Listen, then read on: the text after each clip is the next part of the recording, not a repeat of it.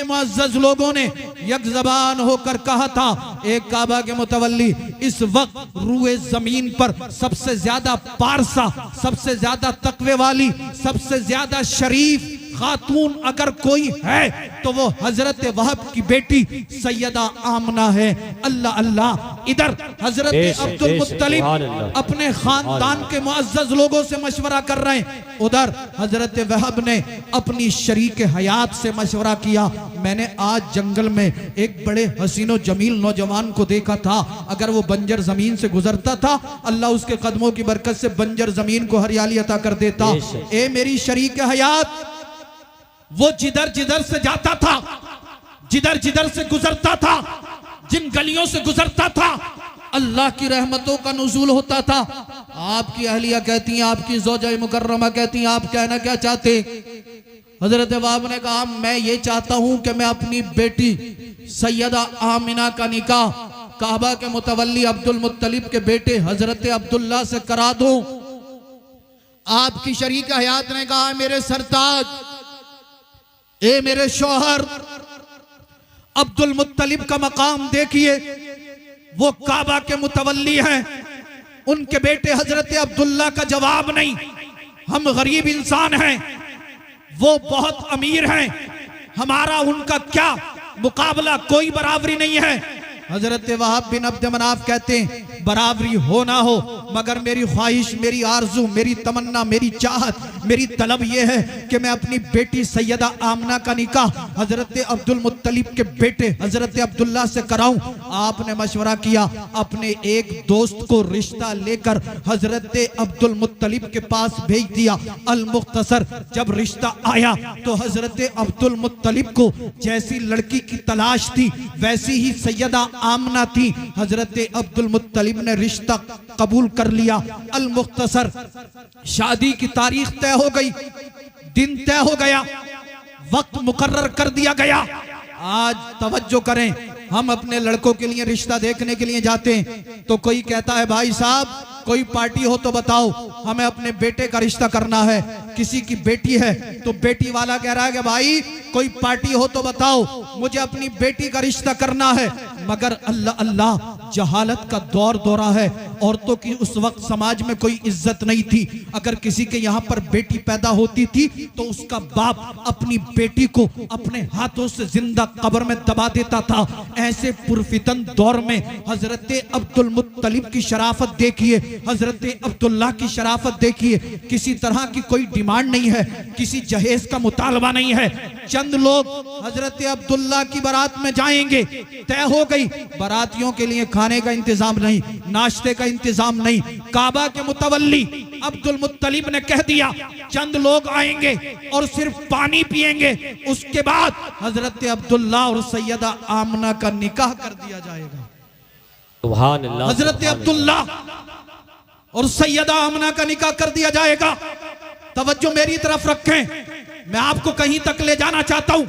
अल्लाह अल्लाह, तारीख तय कर दी गई, वक्त मुकर्रर कर दिया गया। अब वो वक्त आया जब हजरत अब्दुल्ला दूल्हा बनने वाले थे। हजरत अब्दुल्ला दूल्हा बन रहे थे, इधर हजरत अब्दुल्ला दूल्हा बन रहे हैं। हजरत अब्दुल्ला की बारात जाने वाली है, उधर बुलबुल सिदरा जिब्रील अमीन रब की बारगाह में अर्ज करते, परवरदिगार आलम, बारे इला, खालिक कायनात, मालिक कायनात, तेरे महबूब के वालिद हजरत अब्दुल्ला दूल्हा बनने वाले, परवरदिगार आलम, मेरी चाहत, मेरी तलब, मेरी आरजू, मेरी ख्वाहिश ये है कि मैं इंसानी शक्लो सूरत में रूए जमीन पर जाऊं और हजरत अब्दुल्ला और सैयदा आमना के निकाह का मंजर मुलाहजा करूं। अल्लाह अल्लाह, मेरे और आपके रब ने, परवरदिगार आलम ने हजरत जिब्रील अमीन को रूए जमीन पर जाने की इजाजत दे दी। उसके बाद इसराफील अलैहिस्सलाम आगे बढ़े, मीकाईल अलैहिस्सलाम आगे बढ़े, इज़राइल अलैहिस्सलाम आगे बढ़े, दीगर चंद अल्लाह की रहमत के फरिश्ते आगे बढ़े। अल्लाह ने सबको रूए जमीन पर जाने की इजाजत दे दी। अल्लाह अल्लाह, आप मुझे बताएं, क्या दुनिया में किसी बाप का ऐसा बेटा है कि जब उसकी बारात चली हो तो बारात में अल्लाह की रहमत के फरिश्तों का नुज़ूल हो? आज हम अपने लड़कों को दूल्हा बनाते हैं, अपने भाइयों को दूल्हा बनाते हैं। ए तेलीपुरा सेंदरी के सुन्नी जिंदा दिल गयूर मुसलमानों, मैं आपसे कहना चाहता हूं, आज हम जगह जगह पर देखते हैं, हमारे यहाँ पर जब हमारा बच्चा दूल्हा बन रहा होता है तो कोई गोले छोड़ रहा होता है, कोई ढोल बजवा रहा होता है, कोई बैंड और बाजा बजा रहा होता है, किसी के यहाँ पर नाच और गाने का इंतजाम होता है। याद रखना, अगर ऐसा करोगे तो निकाह के जो फ्यूज बरकात हैं उससे महरूम रह जाओगे, घरों के अंदर लानत बरसेगी। अगर वाकई अल्लाह के महबूब से सच्ची मोहब्बत करने वाले हो, अल्लाह की महबूब से सच्ची मोहब्बत है, अगर आज के बाद कोई भी बच्चा दूल्हा बने तो नाच गाना नहीं, बल्कि इधर लड़का दूल्हा बन रहा हो, उधर अल्लाह के महबूब की नात पढ़ी जा रही हो, इधर बेटा दूल्हा बन रहा हो, उधर अल्लाह का कुरान पढ़ा जा रहा हो, इधर बेटा दूल्हा बन रहा हो, उधर अल्लाह और उसके रसूल का जिक्र पाक किया। वाह सुभान, नाराए तकबीर, नाराए रिसालत, जश्न ईद मिलादुन नबी, सरकार की आमद, आका की आमद, मक्की की आमद, मदनी की आमद, हुजूर सैयद रिजवान मियां साहिब किबला, हुजूर सैयद जावेद मियां साहिब किबला, नाराए तकबीर, नाराए रिसालत। वाह सुभान अल्लाह।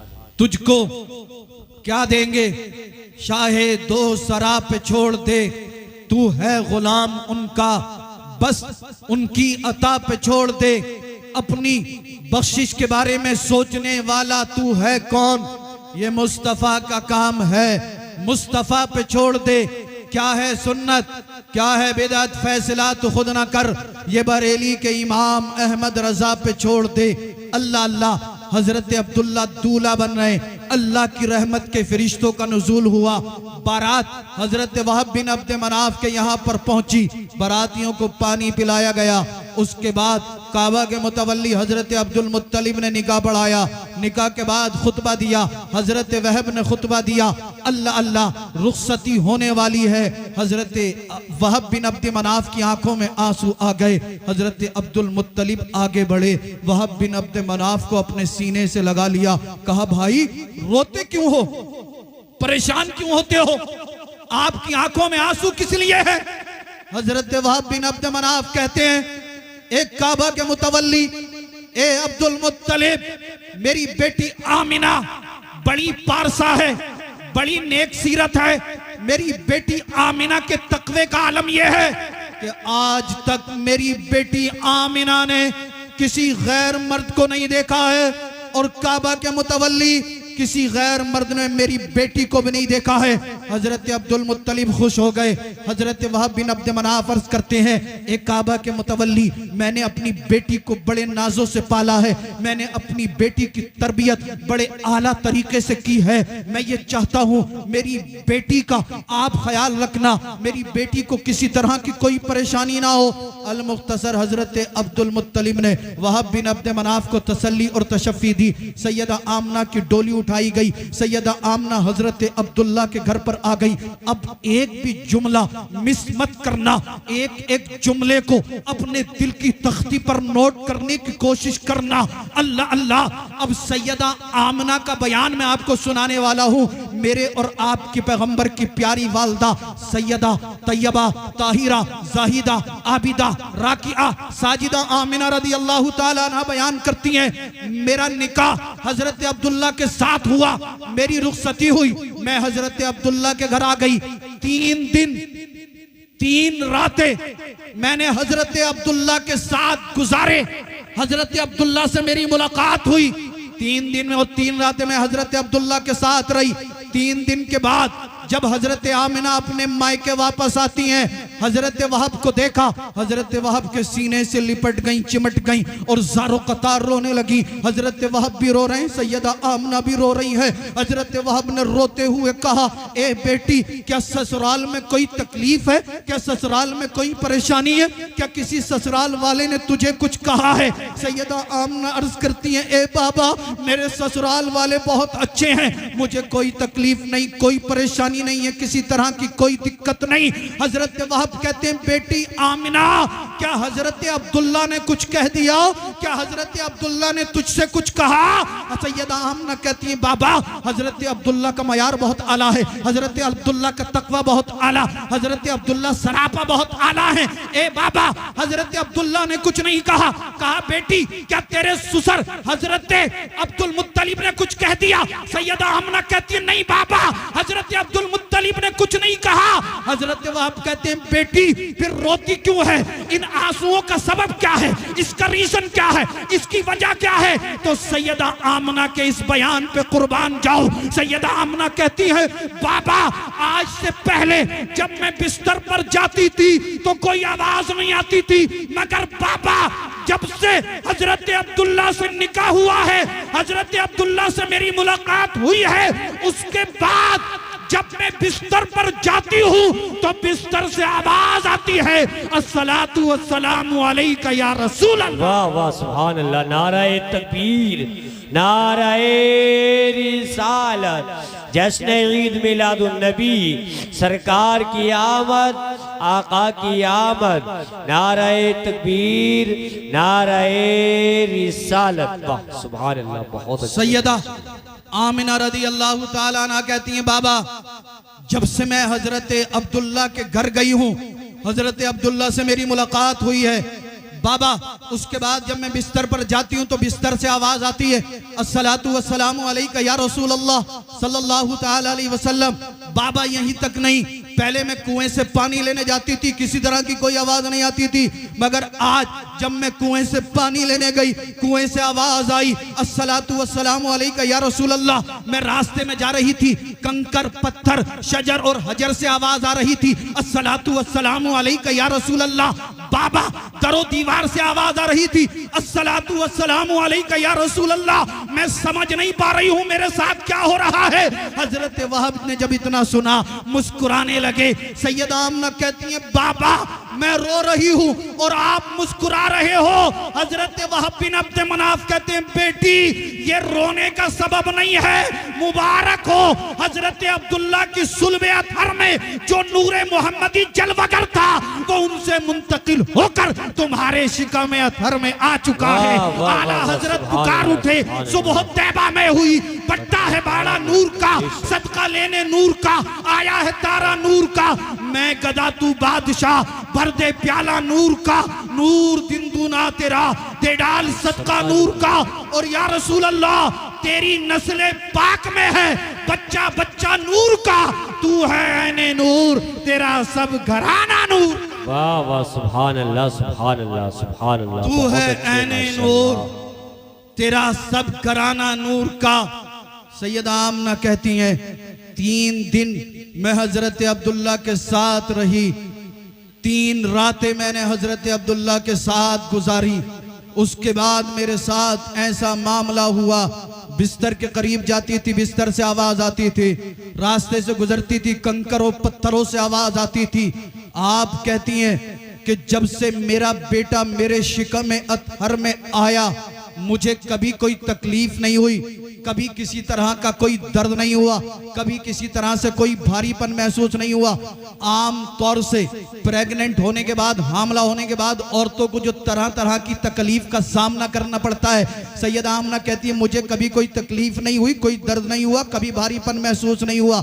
आप फरमाती हैं बल्कि जब से मेरा बेटा मेरे शिकम अतहर में आया, अगर मैं रास्ते में चलती और मेरे पैर में जूता या चप्पल नहीं होता, किसी कंकर या पत्थर पर मेरा पैर पड़ता था तो वो कंकर या पत्थर मुझे चुभता नहीं था, बल्कि मोम से ज्यादा मुलायम हो जाता था। अल्लाह अल्लाह। आप फरमाती है पहला ही महीना लगा था, ख्वाब में हजरत आदम अलैहिस्सलाम की ज़ियारत हुई, आदम अलैहिस्सलाम ख्वाब में तशरीफ लाए, फरमाया बेटी आमिना मुबारक हो, तेरे घर जो बच्चा आने वाला है वो कोई आम बच्चा नहीं है, बल्कि वो अल्लाह का महबूब है, वो अल्लाह का वही आखिरी पैगंबर है जिसके सदके में अल्लाह ने तमाम कायनात की तख्लीक फरमाई है। सैयदा आमिना कहती हैं वक्त आगे गुजरता चला गया, अल मुख्तसर हर महीने अंबिया साबिकीन की ख्वाब में ज़ियारत होती रही। अब वो वक्त आया जब मेरे और आपके पैगंबर इस खाकदाना गीती पर जलवागर होने वाले थे। सरकार की विलादत बासआदत होने वाली थी। सरकार रूए ज़मीन पर जलवागर होने वाले थे। सैयदा आमना कहती है मैं अपने हुजरे में अकेली थी, मुझे घबराहट हुई। अचानक एक परिंदा नमूदार हुआ, उसने अपने परों को मेरे सीने पर फड़फड़ाया तो वो घबराहट दूर हो गई। आप फरमाती हैं मुझे प्यास लगी, एक शरबत मेरी बारगाह में पेश किया गया जो दूध से ज्यादा सफेद और शहद से ज्यादा मीठा था। आप कहती मैंने उसे पिया, प्यास दूर हो गई। उसके बाद जब बच्चे की पैदाइश के आसार जाहिर हुए, मैंने सोचा काश खानदान अब्द मनाफ की चंद औरतें मेरे पास होती। मैं ये सोच ही रही थी, क्या देखती हूँ बहुत ही खूबसूरत, बहुत ही हसीन और जमील चंद औरतें मेरे कमरे में, मेरे हुजरे में चली आ रही हैं। उन्होंने सलाम किया और कहा आमिना मुबारक हो। मैंने सलाम का जवाब दिया, कहा आप कौन हैं? उनमें से एक ने कहा मैं हजरत ईसा अलैहिस्सलाम की वालदा कुंवारी मरियम हूँ। दूसरी ने कहा ए आमिना मुबारक हो, मैं फिरौन की बीवी आसिया हूँ और ये सब की सब जन्नत की हूरें हैं। सैयदा आमना कहती हैं आप यहाँ पर क्यों आई हो, किस लिए आई हो? तो हजरत मरियम ने कहा ए आमीना मुबारक हो, ए आमीना मुबारक हो, ए आमीना मुबारक हो, तुम्हारे घर में अल्लाह का महबूब जलवागर होने वाला है। अल्लाह ने अपने महबूब के इस्तिकबाल के लिए हमें तुम्हारे घर भेज दिया है। बेशक बेशक, सुभान अल्लाह सुभान अल्लाह सुभान अल्लाह। बहुत अच्छी बात। अल्लाहुम्मा सल्ली अला सय्यिदिना व मौलाना मुहम्मदिन व बारिक व सल्लिम सल्लु अलैहि सलातन व सलामन अलैका या रसूल अल्लाह सल्लल्लाहु तआला अलैहि व आलिहि व सल्लम। सैयदा तैयबा ताहिरा आमिना कहती हैं उन्होंने कहा ए आमिना मुबारक हो, तुम्हारे घर जो बच्चा आने वाला है वो कोई आम बच्चा नहीं है बल्कि अल्लाह का महबूब है, तमाम अंबिया और मुरसलीन का पेशवा और सरदार है। आमिना अल्लाह का महबूब तुम्हारे घर में जलवागर होने वाला है। अल्लाह ने अपने महबूब के इस्तिकबाल के लिए हमें तुम्हारे घर भेज दिया है। अल्लाह अल्लाह। उसके बाद सैयदा आमना कहती हैं मेरी नजरों के सामने से हिजाबात हटा लिए गए।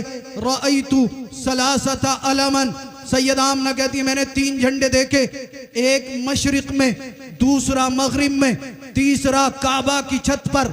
तवज्जो करें ये झंडे कैसे थे, कहां से आए थे, कौन लाया था? आपने भी रबीउल अव्वल शरीफ के मौके पे अपने घरों की छत पर झंडे लगाए होंगे। किसी की घर की छत पर अस्सलातु वस्सलामु अलैका या रसूल अल्लाह लिखा हुआ झंडा, किसी के घर की छत पर अस्सलातु वस्सलामु अलैका या रसूल अल्लाह, किसी की घर की छत पर मरहबा या रसूल अल्लाह सल्लल्लाहु तआला अलैहि वसल्लम का झंडा लगा हुआ, किसी की छत पर अल्लाहुम्मा सल्ली अला सय्यदिना व मौलाना मुहम्मद सल्लल्लाहु तआला अलैहि वसल्लम का झंडा लगा हुआ। तमाम अहले सुन्नत वल जमात के लोगों के घरों की छतों पर झंडे लगे हुए। अभी चंद दिन पहले मेरे पास एक फोन आया, उन्होंने कहा सैयद साहब हमने अपने घर की छत पर झंडा लगाया तो मेरा पड़ोसी कहने लगा रबीउल अव्वल शरीफ के मौके पर ये झंडा लगाना नाजायज है, हराम है। मैंने कहा भाई ऐसा क्यों? कहा ये तो उसने नहीं बताया मगर कहता है कि झंडा लगाना नाजायज है, हराम है, शिर्क बिदअत है। मैंने कहा ये बता यार, जब इलेक्शन होता है, इलेक्शन का मौका होता है, इलेक्शन के मौके पर आपके गांव में भी झंडे लगते होंगे। जो साइकिल को वोट देता है उसके घर की छत पर साइकिल का झंडा, जिसने बहन जी को वोट दिया उसके घर की छत पर हाथी का झंडा, जिसने बीजेपी को वोट दिया उसके घर की छत पर कमल का झंडा, जिसने ओवैसी साहब को वोट दिया उसके घर की छत पर पतंग का झंडा। आप मुझे बताएं, आप मुझे जवाब दें, क्या आज तक किसी भी आलिम दीन ने, किसी भी मुफ्तियाने किराम में से किसी एक भी मुफ्ती ने आज तक ये फतवा दिया कि दुनियावी किसी भी पार्टी के झंडे लगाना नाजायज है? आप कहोगे आज तक किसी भी आलिम दीन ने ये फतवा नहीं दिया कि दुनियावी पार्टियों के झंडे लगाना नाजायज है, हराम है, बिदअत है, शिर्क है। लेकिन जो लोग रबीउल अव्वल शरीफ के मौके पर गुंबदे खजरा के झंडे को लगाने को नाजायज और हराम कहते हैं, जब इलेक्शन का मौका आता है तो इन लोगों के घरों की छत पर भी दुनियावी पार्टियों के झंडे लगे हुए होते हैं।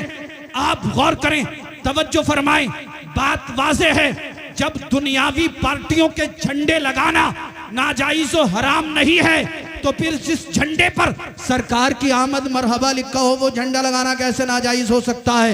जिस झंडे पर अस्सलातु वस्सलामु अलैका या रसूल अल्लाह लिखा हो वो झंडा लगाना नाजायज हो हराम कैसे हो सकता है?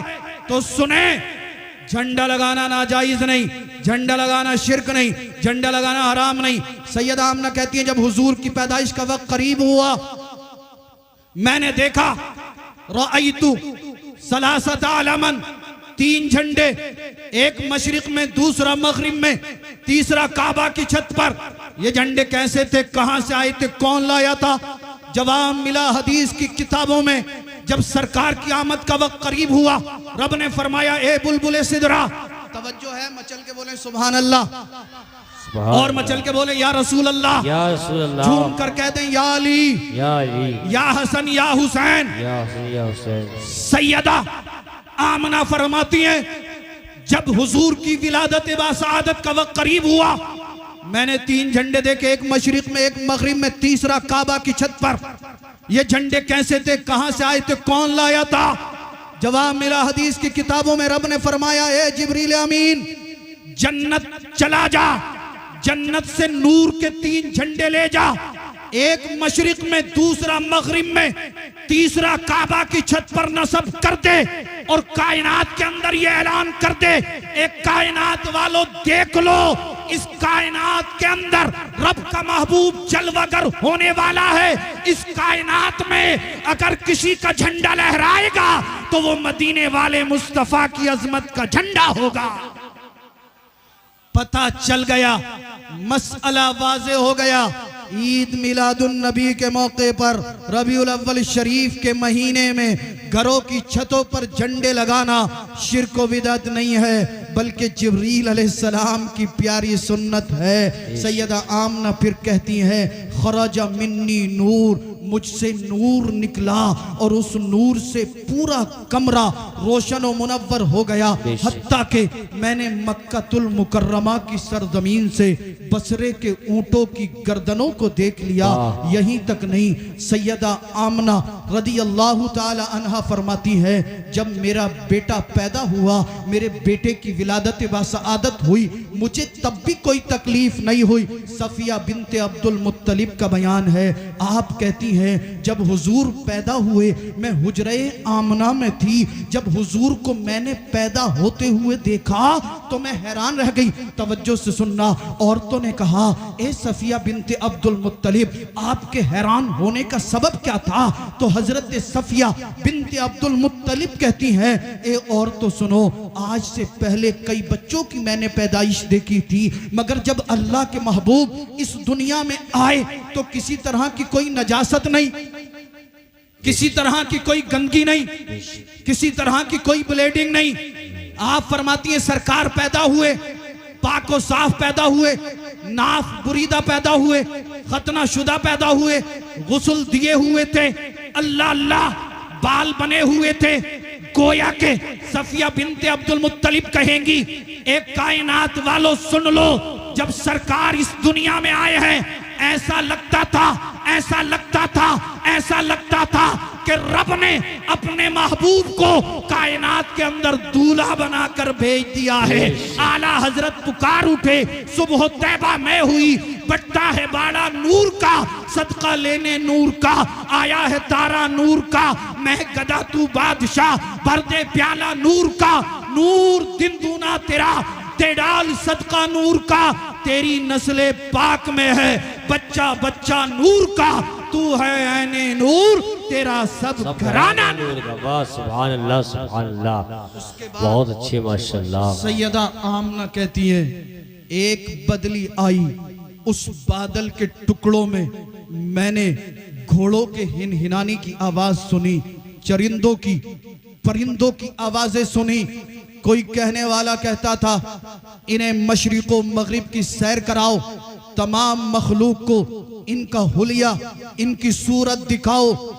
हत्ता के कोई मुनादी निदा देता था इन्हें आदम अलैहिस्सलाम की सूरत, शीस अलैहिस्सलाम की मार्फत, हजरत नूह अलैहिस्सलाम की शुजाअत, इब्राहिम खलीलुल्लाह की खिल्लत, इस्माइल ज़बीहुल्लाह की रिज़ा, ईसा रूहुल्लाह के कमालात, हजरत मूसा कलीमुल्लाह का जलाल, हजरत इदरीस अलैहिस्सलाम का ज़ुहद इत्तिका, कोई मुनादी निदा देता था इन्हें तमाम अंबिया और मुरसलीन के कमालात अता कर दिए जाएं, ये अल्लाह के महबूब हैं। अब कायनात में इन्हीं की हुकूमत चलेगी, कायनात में इन्हीं का सिक्का चलेगा, अब कायनात में इन्हीं की अजमत के डंके बचेंगे। अल्लाह अल्लाह। फिर सफिया बिनते अब्दुल मुत्तलिब कहती हैं हुजूर पैदा हुए, चंद मिनट के बाद हमारी नजरों से ओझल हो गए। फिर जब हमारी नजरों के सामने आए, आपके जिस्म पाक से पानी की बूंदें टपक रही थी, एक रेशमीन चादर में आपका जिस्म लिपटा हुआ था। फिर सरकार ने रब की बारगाह में सजदा किया। ए तेलीपुरा सेंदरी के सुन्नी जिंदा दिल गयूर मुसलमानों जरा गौर करो, सरकार की विलादत बासआदत हुई, हुजूर पैदा हुए, पाको साफ पैदा हुए। पैदा होने के बाद चंद मामलात नमूदार हुए, उसके बाद अल्लाह के महबूब ने अपनी पेशानी को सजदे में रख दिया। अल्लाह के महबूब को सजदे से इतनी मोहब्बत, पैदा होते वक्त अल्लाह का महबूब सजदे में चला गया। एक आज हम हैं, फजर हम नहीं पढ़ते, जोहर हम नहीं पढ़ते, असर हम नहीं पढ़ रहे, मगरिब हम नहीं पढ़ते, इशा हम नहीं पढ़ते, रातों को चौराहे पर बैठकर एक एक घंटा दुनियावी बातों में हम निकाल दें, लूडो खेलने में कई कई घंटे हम निकाल दें, और ये हमारे नौजवान भाई कई कई घंटे तक यूट्यूब पे सीरियल, मूवी, फेसबुक, ट्विटर, तरह तरह की खुराफातें, तरह तरह के फितने, ऐसा कोई गुनाह, ऐसा कोई जुर्म बचा हुआ नहीं है जो हमारे समाज, हमारे माशरे, हमारी सोसाइटी में ना पाया जाता हो। और फिर हम अपने आप को ये समझ रहे हैं कि हमसे ज्यादा नेक, हमसे ज्यादा पारसा, हमसे ज्यादा मुत्तकी पूरी बस्ती में कोई नहीं है।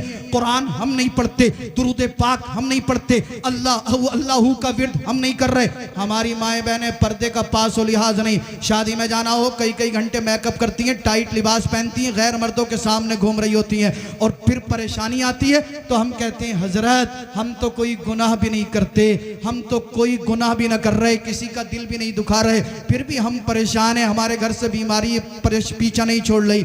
आप मुझे बताइए, जिस घर में सब लोग बेनमाजी हो, क्या उस घर में अल्लाह की रहमत होगी? जिस घर के लोग अल्लाह की बारगाह में सजदे ना करते हो, क्या उस घर में अल्लाह की रहमतें होंगी? मुझे कह लेने दिया जाए, जिसकी जवान बहन, जवान बेटी बेपर्दा होकर गैर मर्दों के सामने घूमती हो, क्या उसके घर में अल्लाह की रहमत और बरकत होगी? आप अपनी पूरी बस्ती में मुझे एक भी घर ऐसा नहीं दिखा सकते जिस घर में बीमारी या परेशानी नहीं है जी। उसके बावजूद हम गुनाहों से तौबा करने के लिए तैयार नहीं। ए मेरे भाइयों, मैं तुम्हें हाथ जोड़कर अल्लाह के महबूब का वास्ता देकर, हजरत अब्दुल्ला का वास्ता देकर, सैयदा आमना का वास्ता देकर अर्ज करना चाहता हूँ, हम सब एक एक लम्हा मौत के करीब होते चले जा रहे हैं। जब मौत आएगी, हमारे जिस्मों से हमारे लिबास को उतार लिया जाएगा, उतार कर हमारे जिस्मों पर 4 गज का टुकड़ा लपेट दिया जाएगा, जिसे दुनिया कफन के नाम से जानती है। लपेट कर जब हमें कब्र में दबाया जाएगा, फिर दुनिया की कोई ताकत, दुनिया की कोई पावर, दुनिया की कोई कुव्वत आपको अज़ाब कब्र से नहीं बचा सकती। इससे पहले कि मौत आए, गुनाहों से तौबा करिए। जो नमाज नहीं पढ़ता, नमाज पंजगाना बाजमात अदा करे। जो चेहरे पे दाढ़ी नहीं रखता, दाढ़ी रखे। जो झूठ बोल रहा है, झूठ से तौबा करे। जो चुगली कर रहा है, चुगली से तौबा करे। मेरी माएँ बहनें पर्दे में रहें, और दुनिया वालों को ये बता दो, ए दुनिया वालों, हमें तुमसे मोहब्बत नहीं है, हमें तो मदीने वाले मुस्तफा। बेशक बेशक, सुभान अल्लाह, सुभान अल्लाह, सुभान अल्लाह। बताया हमारे नबी की वालदा का पर्दा कैसा था। जिस दौर में औरतों की कोई इज्जत नहीं थी, औरतों का समाज में कोई वकार नहीं था, औरतों को जिंदा उसके शौहर के साथ उसकी चिता में जला दिया जाता था, उस दौर में सरकार की वालदा का पर्दा ऐसा कि किसी भी गैर मर्द ने अल्लाह के महबूब की वालदा को नहीं देखा था।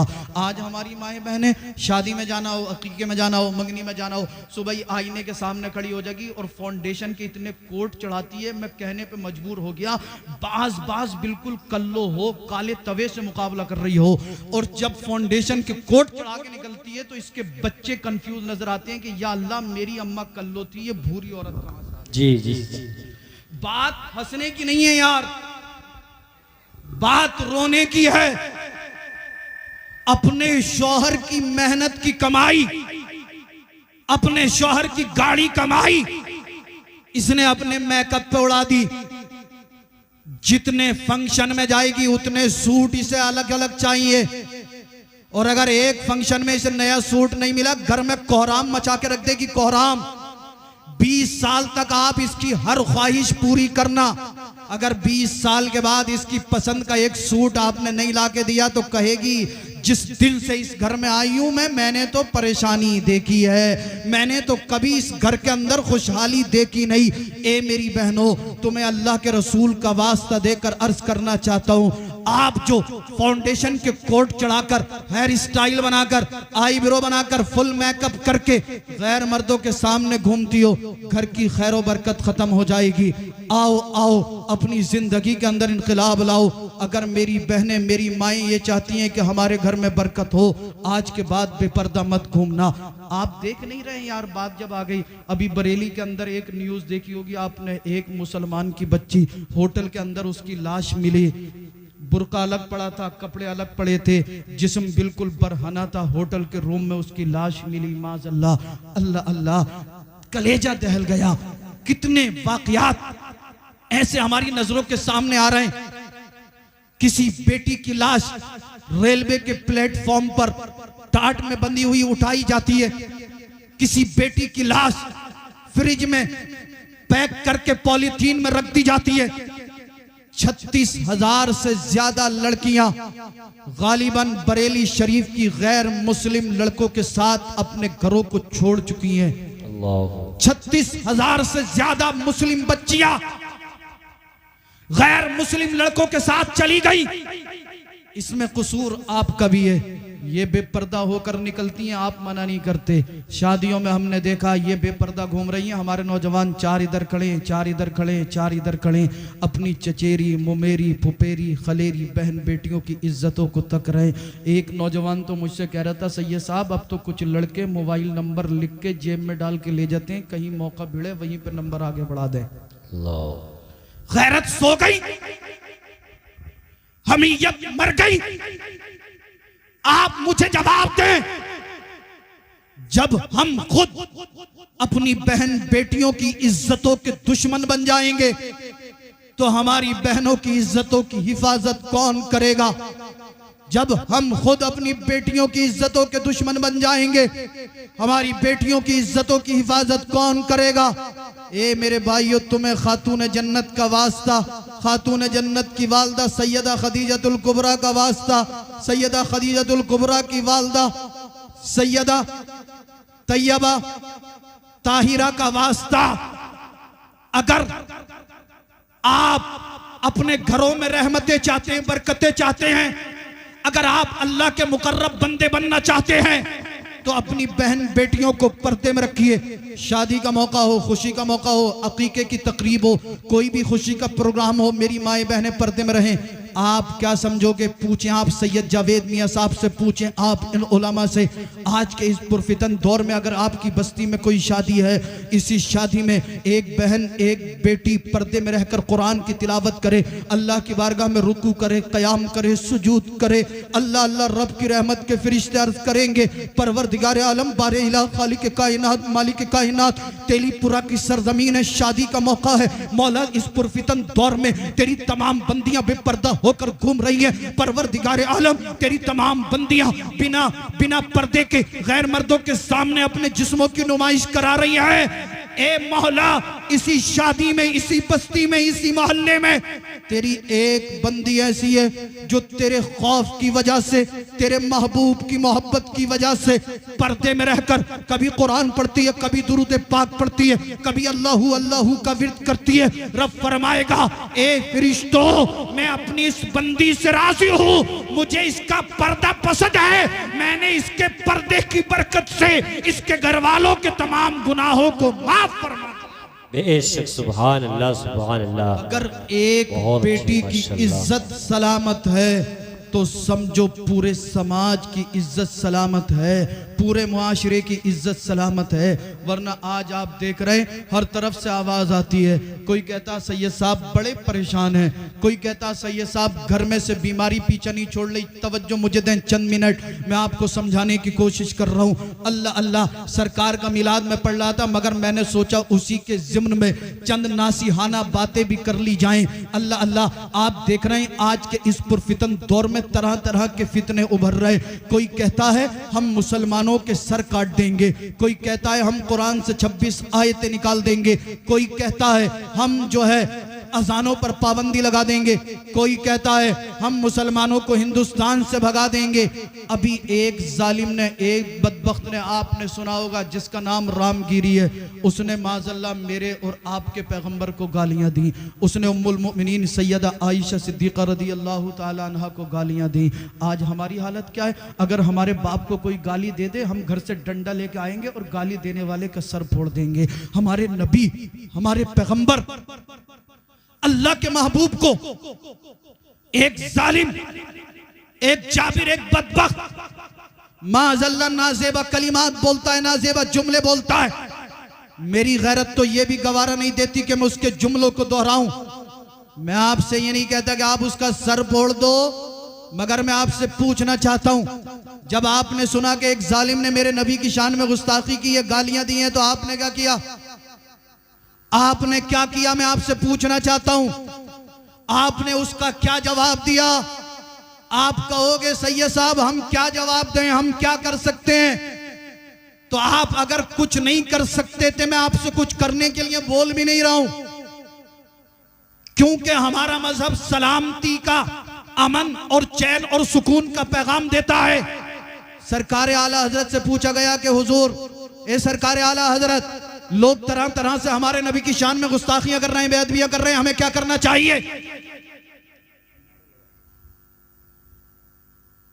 नाराए तकबीर, नाराए तकबीर, नाराए रिसालत, मसलके आला हजरत, उलमाए अहले सुन्नत, उलमाए अहले सुन्नत, हजरत अल्लामा मौलाना मुफ्ती अहमद रज़ा मंजरी। नाराए तकबीर, नाराए रिसालत।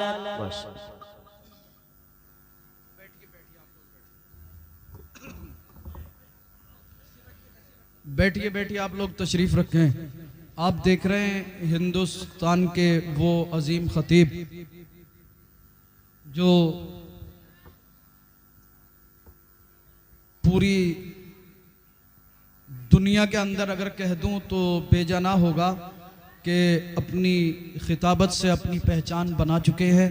हज़रतुल अल्लाम हज़रत अल्लामा मौलाना मुफ्ती अहमद रज़ा मंजरी साहब क़िबला दामत बरकातुहुमुल आलिया वल कुद्सिया आपकी नज़रों का मरकज़ बन चुके हैं। इंशाअल्लाह जब आप हज़रत की तकरीर सुनेंगे तो फिर आप ये सोचेंगे कि हज़रत तकरीर करते रहें और हम सुनते रहें। मैं ज़्यादा वक्त अब आपका नहीं लूँगा, मैं बिल्कुल बहुत जल्द अपनी तकरीर को इख्तिताम की तरफ लेकर चल रहा हूँ। बस थोड़ी देर तवज्जो रखें। हाथ उठा के बताइए कौन कौन मेरी तकरीर सुनना नहीं चाहता? अच्छा, मैं जानता हूं आप बैठे हैं तो सुनने के लिए ही बैठे हैं, मगर आपकी तवज्जो मेरी तरफ हो जाए इस वजह से मैंने जुमला जो था वो थोड़ा सा टेढ़ा बोल दिया। हाँ, मचल के कहें सुभान अल्लाह और अकीदत से बोले या रसूल अल्लाह। बात ये चल रही थी कि एक जालिम, एक बदबख्त, एक खबीस जिसने पैगंबर आजम की शान में गुस्ताखी की, तो हमें ये चाहिए था हम गुनाहों से तौबा करते, मस्जिद में आते, नमाज पढ़ते, नमाज पढ़ के अल्लाह की बारगाह में गिरिया उजारी करने के बाद कम अज कम उस जालिम के लिए बद्दुआ तो कर ही सकते थे। लेकिन हमारी हालत क्या? जो कल शराब पी रहा था वो आज भी शराब पी रहा है, जो कल दाढ़ी मुंडा रहा था वो आज भी मुंडा रहा है, जो कल गुनाह कर रहा था वो आज भी कर रहा है। अगर आज भी आपने तौबा नहीं की तो वो वक्त दूर नहीं है कि अल्लाह का अजाब आपको घेर लेगा। फिर दुनिया की कोई ताकत, दुनिया की कोई पावर, दुनिया की कोई कुव्वत आपको अजाब कब्र से नहीं बचा सकती। आज तरह तरह से लोग माज़अल्लाह हमारे नबी को टारगेट कर रहे हैं, हमें टारगेट कर रहे हैं, हमारी मस्जिदों को टारगेट किया जा रहा है, हमारी अजानों को टारगेट किया जा रहा है। कोई कुरान पे हमला बोलता, लेकिन उसके बावजूद भी हम गुनाह से तौबा करने के लिए तैयार नहीं। आइए अब वक्त आ चुका है, हम सब अपनी जिंदगी के अंदर इनकलाब लाएं, अपने फ्यूचर को संवार लें, अपने मुस्तकबिल को बना लें, गुनाहों से तौबा करें। नमाज पढ़ेंगे ना इंशाअल्लाह, पढ़ेंगे नमाज, अहद करें इस जलसे में उठने से पहले पहले तौबा कर लें, अभी इसी वक्त तौबा कर लें। आज के बाद इंशाअल्लाह नमाज कज़ा नहीं करेंगे, इंशाअल्लाह नमाज़े पंजगाना बा जमात अदा करेंगे, क्योंकि मेरे आका फरमाते हैं जब कोई मुसलमान एक वक्त की नमाज जानबूझ के कज़ा करता है, अल्लाह पाक उसका नाम जहन्नम के दरवाजे पे लिखवा देता है। उस जालिम की बात कर रहा था जिसने माज़अल्लाह नबी की शान में गुस्ताखी की, बेअदबी की। आप कहते हो हजरत हम क्या कर सकते हैं? मैंने कहा तुझे कुछ करने की जरूरत नहीं है, बस इतना करना, गुनाहों से तौबा करनी है, अहकाम कुरान पे अमल करना है, नमाजों की पाबंदी करना है। तू सोते जागते उठते बैठते अल्लाह और उसके रसूल का जिक्र करता रहे, तू जिक्र करता चला जाएगा। जो जालिम जाबिर बदबख्त नबी की शान में गुस्ताखियां कर रहे हैं, उनका मकसद यही तो है हम नबी की शान में नाजेबा जुमले बोलेंगे, मुसलमान नबी का कलमा पढ़ना छोड़ देंगे। वो ये समझ रहे हैं हम नबी को टारगेट करेंगे, नबी की शान में गुस्ताखी करेंगे, मुसलमान नबी का दामन छोड़ देगा। वो ये समझ रहे हैं कि हम नबी की शान में बेअदबी करेंगे, मुसलमान नबी के दरवाजे से हट जाएगा। इन जालिमों को बता दो, ए जालिमों, जब तक हमारे जिस्म में खून का एक भी कतरा बाकी रहेगा, हम अल्लाह और उसके रसूल का जिक्र पाक करते रहेंगे। वाह वाह, सुभान अल्लाह सुभान अल्लाह, बेशक बेशक इंशाअल्लाह। गुनाह से तौबा करने की जरूरत है। उस जालिम ने गुस्ताखी की, आपने सुना होगा मध्य प्रदेश के एक हाजी साहब हैं जिनका नाम है हाजी शहजाद। उन्होंने अपने मोहल्ले के लोगों को जमा किया और इस रामगिरी के खिलाफ पुलिस स्टेशन में FIR कराने चले गए। उसी मजमे में लोगों ने बताया कि कुछ नशेड़ी लोग शामिल हो गए। उन्होंने जो पुलिस का थाना था उस पे पत्थर बरसा दिए, पत्थरबाजी कर दी। कुछ जो शरपसंद लोग थे उन्होंने जो थे थाने के ऊपर पत्थर मार दिए। तो उसके बदले में क्या हुआ, उल्टी हाजी शहजाद साहब के ऊपर FIR हो गई। उस जालिम पे कोई एक्शन नहीं, ना ही उसे गिरफ्तार किया गया, बल्कि हाजी शहजाद साहब के खिलाफ FIR और आनन फानन में प्रशासन ने हाजी शहजाद साहब के ऊपर कार्रवाई करते हुए उनके मकान को ढाने का ऑर्डर जारी कर दिया। उनका मकान तोड़ने के लिए पूरी टीम पहुंच गई, मकान तोड़ना शुरू कर दिया।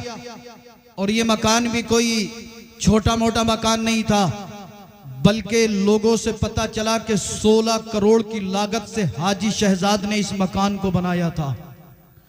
16 करोड़ की लागत का ये मकान जब तोड़ना शुरू किया गया, हाजी शहजाद साहब ने कहा कि इसी मकान के बेसमेंट में मेरी 3 गाड़ियां खड़ी हैं, गाड़ियां निकालने दी जाएं। एक फॉर्च्यूनर थी, एक ऑडी थी, एक क्रेटा थी। तो गालिबन 1 करोड़ की कीमत की 3 गाड़ियां थी, मगर वो गाड़ियां भी निकालने नहीं दी गई। मकान तोड़ दिया गया, गाड़ियों का चूरा चूरा कर दिया गया। 17 करोड़ का नुकसान हाजी शहजाद का किया गया। एक न्यूज रिपोर्टर आगे बढ़ा, माइक लिया, कहा हाजी शहजाद साहब नबी की इज्जत की खातिर थाने में FIR कराने गए थे, नबी की इज्जत की खातिर बोले थे, नबी की इज्जत की खातिर आवाज उठाई थी, आपको 17 करोड़ का नुकसान पहुंचा दिया गया। कहा हाजी शहजाद साहब आपका मकान तोड़ दिया गया, 3 गाड़ियां तोड़ दी गई, क्या अब भी नबी की इज्जत की खातिर बोलोगे? क्या अब भी नबी की इज्जत की खातिर आवाज उठाओगे? मैं तो हाजी शहजाद की हिम्मत और हौसले को सलाम करता हूं। हाजी शहजाद ने निडर होकर जवाब दिया था, कहा था इन लोगों से कह दो ये तो 17 करोड़ की बात है, ये तो माल और दौलत की बात है, मकान और गाड़ी की बात है। अरे 17 करोड़ क्या, अगर हाजी शहजाद का सर भी काट दोगे तो हाजी शहजाद नबी की इज्जत की खातिर बोलता रहे। वाह वाह सुभान अल्लाह, नाराए तकबीर, नाराए रिसालत मसलके आला हजरत जश्न ईद मिलादुन नबी। सुभान अल्लाह। हाजी शहजाद ने कह दिया, ये लोगों सुन लो, जब तक हमारे जिस्मों के अंदर खून का एक भी कतरा बाकी रहेगा, और मैं कह देना चाहता हूं आप सब भी मेरी इस बात से सहमत होंगे, सिर्फ हाजी शहजाद नहीं बल्कि पूरी दुनिया का एक एक मुसलमान ये कह रहा है, जालिमों हमें गालियां दोगे हम बर्दाश्त कर लेंगे, हमारे बाप को गालियां दोगे हम सुन लेंगे, मगर अगर हमारे नबी की इज्जत की बात आएगी तो एक एक बच्चा अपना सर कटा देगा, मगर नबी की अजमत के खिलाफ एक लफ्ज बर्दाश्त नहीं किया जाएगा। सुभान अल्लाह, सुभान अल्लाह। बेशक फिर वही बात कहूंगा, जो सर नमाज में झुक ना सकता हो वो कट क्या सकता है। नबी पैदा हुए, पैदा होने के बाद सजदा किया। अब थोड़ा सा जिक्र और तकरीर खत्म। हजरत हलीमा सादिया को आप जानते होंगे, जो हुजूर की रजाई वालदा हैं। हजरत हलीमा सादिया काबा का तवाफ कर रही थी मक्के के अंदर। चलो तफसील में नहीं जाते, बहुत मुख्तसर। हलीमा सादिया को कोई बच्चा नहीं मिला, आपने काबा का तवाफ किया, उसके बाद काबा शरीफ का गिलाफ थामा और दुआ करने लगी, परवरदिगार आलम मुझे भी कोई अजमत वाला बच्चा अता कर दे। हलीमा सादिया रो रही थी। काबा के मुतवल्ली हजरत अब्दुल मुत्तलिब ने देखा एक खातून है जो ज़ारो कतार रो रही है। कहा खातून क्यों रोती हो? कहा एक काबा के मुतवल्ली मेरा नाम हलीमा है, कबीला बनु साद से ताल्लुक रखती हूं, मैं एक दाई हूं, बच्चे की गर्ज से मक्का के अंदर आई थी, मेरी सवारी कुछ कमजोर थी, काफले वालों से पीछे रह गई और दाइयां पहले आ गई, उन्होंने तमाम बच्चे ले लिए, मुझे कोई बच्चा नहीं मिला, मैं मुफलिस हूं, कल्लाश हूं, गरीब हूं, अगर मुझे भी कोई बच्चा मिल जाता तो मेरे घर की गरीबी दूर हो जाती। काबा के मुतवल्ली अब्दुल मुत्तलिब ने जब इतना सुना तो आप मुस्कुराने लगे। हलीमा सादिया ने अर्ज किया, ये काबा के मुतवल्ली मैं रो रही हूं, मेरी आंखों में आंसू हैं, आप मुस्कुरा रहे हैं। काबा के मुतवल्ली अब्दुल मुत्तलिब ने कहा, ए हलीमा सादिया मुझे मालूम होता है तेरी किस्मत का सितारा उरूज पर है, यार अब तो कही दो सुभान अल्लाह। हलीमा सादिया ने अर्ज किया, काबा के मुतवल्ली क्या बात कर रहे हो? कहा अभी एक बच्चा मौजूद है जो अजमत वाला भी है, बरकत वाला भी है, रिफअत वाला भी है। ए हलीमा बच्चा मिल जाएगा, मगर दौलत की आरजू हो तो बच्चा नहीं मिलेगा, क्योंकि उसके वालिद हजरत अब्दुल्ला का इंतकाल हो चुका है, मैं उसका दादा हूं, मेरा पोता है, मुझसे जो बन पड़ेगा मैं तुझे वो नजराना दूंगा। हलीमा सादिया ने अर्ज किया, हुजूर काबा के मुतवल्ली का बच्चा मिल जाए, काबा के मुतवल्ली का पोता मिल जाए तो दौलत की तमन्ना किसे होगी? हुजूर बताइए बच्चा किधर है? अल मुख्तसर हजरत हलीमा सादिया कहती हैं, मैं बेचैन थी, बेकरार थी, मेरा दिल बेकरार और बेचैन था। हजरत अब्दुल मुत्तलिब ने सैयदा आमना के हुजरे की तरफ इशारा किया, मैं हुजरे आमना में पहुंची, जैसे ही मैंने पहला कदम रखा मेरे कल्ब को तस्कीन हासिल हुई, थोड़ा सा आगे बढ़ी, मेरी निगाह चेहरे मुस्तफा पर पड़ी। सैयदा हलीमा कहती हैं, मैं सरकार के चेहरे व दुहा पर अपनी नजरों को जमाना चाहती थी, मगर अल्लाह अल्लाह हुजूर के चेहरे का हुस्न जमाल ऐसा था, मेरी नजर सरकार के चेहरे अनवर पर ठहरती नहीं थी। मैंने चाहा जल्दी से इस बच्चे को आगे बढ़कर अपनी गोद में ले लूं, अपनी आगोश में ले लूं, मगर अकल बोल पड़ी, हलीमा ठहर जा, ये अजमत वाला बच्चा मालूम होता है, ये कोई आम बंदा नहीं बल्कि अल्लाह का मखसूस बंदा है। ए हलीमा इस बच्चे को गोद में उठाने से पहले इसकी वालदा से इजाजत ले ले। हलीमा सादिया ने सैयदा आमना से इजाजत ली, सरकार को अपने आगोश में उठाया। कहती हैं, मुझे ऐसा लगा जैसे कायनात की नेमतें अल्लाह ने मेरी झोली में डाल दी हो, कायनात की बरकतें अल्लाह ने मुझे अता कर दी हो। अल मुख्तसर हलीमा सादिया कहती है, मैं मक्के के अंदर आई, बच्चा तलाश कर रही थी, मुझे बच्चा ना मिला, मेरे शौहर एक मकाम पर ठहरे हुए थे, वहीं पर ऊंटनी बंधी हुई थी, मेरे शौहर पानी पीने के लिए गए, ऊँटनी मक्के के अंदर खो गई। मेरे शौहर ऊँटनी तलाश कर रही थी। जैसे ही मैं सरकार को हुजरे आमना से लेकर निकली तो जो ऊँटनी मेरी मक्कतुल मुकर्रमा के अंदर गुम हो गई थी, वही ऊँटनी सैयदा आमना के हुजरे अनवर के सामने सर झुकाए खड़ी है और ऐसा मालूम होता था जैसे हुजूर का इस्तकबाल कर रही है। वाह सुभान अल्लाह सुभान अल्लाह। हलीमा सादिया कहती हैं मैं खुश हो गई, ऊँटनी भी मिल गई, बच्चा भी मिल गया। मैंने अपने शौहर को बुलाया, मेरे शौहर ने हुजूर को प्यार किया। फिर मेरे शौहर ने कहा हलीमा ऐसा करते हैं, इस ऊँटनी से दूध निकालते हैं, आप भी भूखी हो मैं भी भूखा हूँ, इस दूध को पिएंगे ताकि हमारी भूख दूर हो जाए। हलीमा सादिया कहती है मेरे शौहर ने अपने सरकार दो आलम सल्लल्लाहु ताला अलैहि वसल्लम को अपनी गोद में लिया या मैंने दूध दूना शुरू किया। मैं दूध दू रही थी, मेरे पास एक प्याला था। हलीमा सादिया कहती है उससे पहले जब मैं दूध दूती थी, ऊँटनी से दूध निकालती थी तो वो प्याला पूरा भरता नहीं था, मगर जब सरकार हमारे पास आ गए, मैंने ऊँटनी से दूध दूना शुरू किया तो प्याला पूरा लबालब भर गया, मगर ऊँटनी के दूध में कमी ना आई। सुभान अल्लाह। आप कहती हैं मैंने पिया, मेरे शौहर ने पिया, दूसरा प्याला दूध से भर लिया, मैंने पिया, मेरे शौहर ने पिया, हम दोनों शिकम शेर हो गए, मगर ऊँटनी के दूध में कमी ना आई। हलीमा सादिया कायनात को बताना चाहती है जब मुस्तफ़ा मेरे पास आ गए, अल्लाह रब्बुल इज्जत ने उस ऊँटनी के दूध में ऐसी बरकत डाल दी, मैं जितना दूध दूती थी ऊँटनी का दूध कम नहीं होता था, बल्कि ऐसा लगता था कि कायनात के तमाम लोगों को अगर मैं दूध पिला दूंगी तो सब लोग शिकम शेर होकर दूध पी लेंगे, मगर ऊँटनी के दूध में कमी ना आएगी। अल्लाह अल्लाह। हलीमा सादिया कहती है फिर मैं चली, रास्ते में पहुंची थी, मेरे दिल के अंदर ख्याल आया ए हलीमा चल बच्चा तो मिल गया, अब चलते चलते शुक्राने में काबा का तवाफ कर ले। हलीमा सादिया कहती है मैं काबा का तवाफ करने के लिए पहुंची, हुजूर मेरी गोद में थे, मेरे सीने से लगे हुए थे। इधर हलीमा सादिया तवाफ करने के लिए जब पहुंची है, हलीमा सादिया काबा का तवाफ कर रही है। हलीमा सादिया जिस तरफ जाती थी काबा उसी तरफ झुक जाता था।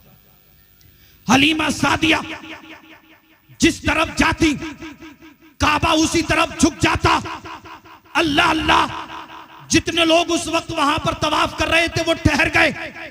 किसी ने कहा कितनी अजमत वाली औरत है, कितनी बरकत वाली औरत है, तमाम कायनात काबा की तरफ झुकती है, मगर ये जिस तरफ जाती है काबा उधर झुका जा रहा है। हलीमा सादिया ने सुना, कहा ये लोगों सुनो, इसमें कमाल मेरा नहीं है बल्कि मेरी गोद में जो अल्लाह का महबूब है काबा उसी की ताजीम के लिए झुक रहा है। मेरा इमाम बरेली से पुकार उठा, हाजियों आओ शहंशाह का रोजा देखो, काबा तो देख चुके काबे का काबा। वाह वाह सुभान अल्लाह। नारे तकबीर, नारे रिसालत, मसलके आला हजरत, जश्न ईद मिलादुन नबी, सरकार की आमद, आका की आमद, मक्की की आमद, मदनी की आमद, नारे तकबीर, नारे रिसालत। हाजियों आओ शहंशाह का रोजा देखो, काबा तो देख चुके, काबे का काबा देखो, गौर से सुन तो रजा, काबे से आती है सदा, मेरी आंखों से मेरे प्यारे का रोजा देखो। आखिर में इतना और कहूंगा, सबसे औला ओ आला, थोड़ा धीरे बोलिए, कभी मस्जिद के बाहर आपकी आवाज चली जाए, है ना।